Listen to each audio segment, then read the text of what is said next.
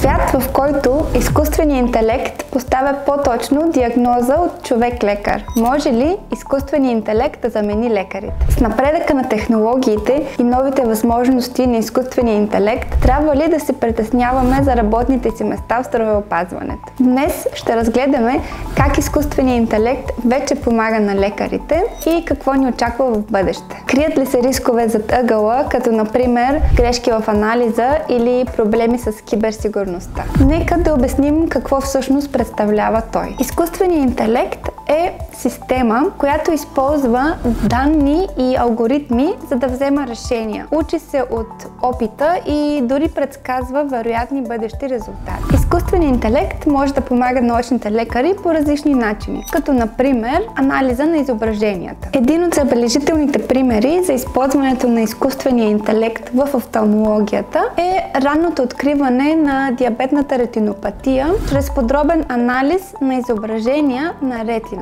Диабетът причинява увреждане на кръвоносните съдове в ретината, което е и една от най-честите причини за слепота. Чрез използването на изкуствен интелект могат да се открият промени в окото много преди появата на първите симптоми. Това ранно откриване е безценно, защото то позволява на лечението да започне от рано и ефективно да забави или дори да спре прогресията на заболяването. Изкуственият интелект може да предскаже вероятността за развитие на заболявания въз основа на исторически данни, което помага за ранна диагностика и превенция. Например, прогнозирането на хода на заболяването при пациенти с глаукома може да позволи персонализирано планиране на терапията, което е тясно съобразено с индивидуалната ситуация. Това не само оптимизира резултатите от лечението, но и намалява ненужните терапии и лекарства. Възможността на изкуствения интелект да анализира хиляди изображения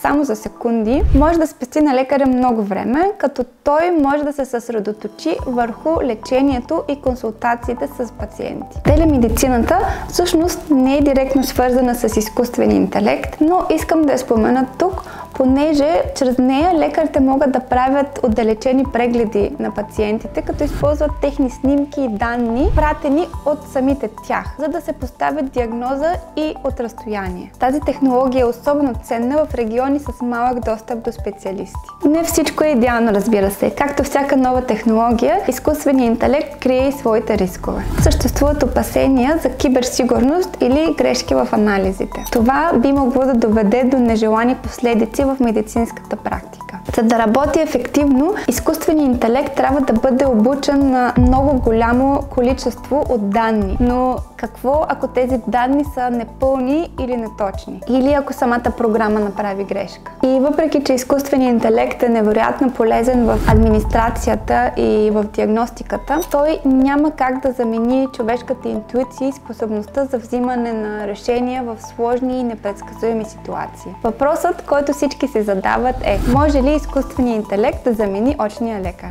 Може би сте чували, че изкуственият интелект може да бъде по-бърз, по-точен и дори да поставя диагнози. Но това не означава, че ще замени лекарите, или поне не в близко бъдеще. Според проучвания, 75% от медиците смятат, че изкуственият интелект ще бъде помощник, а не заместител. Изкуственият интелект всъщност може да бъде животоспасяващ за лекарите, защото по този начин те имат повече време да се съсредоточат върху пациентите, а не върху това да пишат епикризи и да взимат бележки. Затова и изкуственият интелект е мощен инструмент, но той не може да замени човешкия фактор. Защото очният лекар не само поставя диагнози, той създава лични връзки с пациентите си, дава съвети, обяснява сложни медицински концепции и се грижи за психическото и емоционално здраве на пациента. А може би също се чудите, ще изчезнат ли работните места за хората? Мисля, че това няма да се случи, а изкуственият интелект всъщност ще създаде нови възможности в здравеопазването. Ще има нужда от специалисти, които да проектират, да управляват и да валидират тези системи. Ще се появят нови роли като AI специалисти в здравеопазването, които ще сътрудничат на медицинските екипи. В медицината изкуственият интелект ще ще изисква човешка експертиза,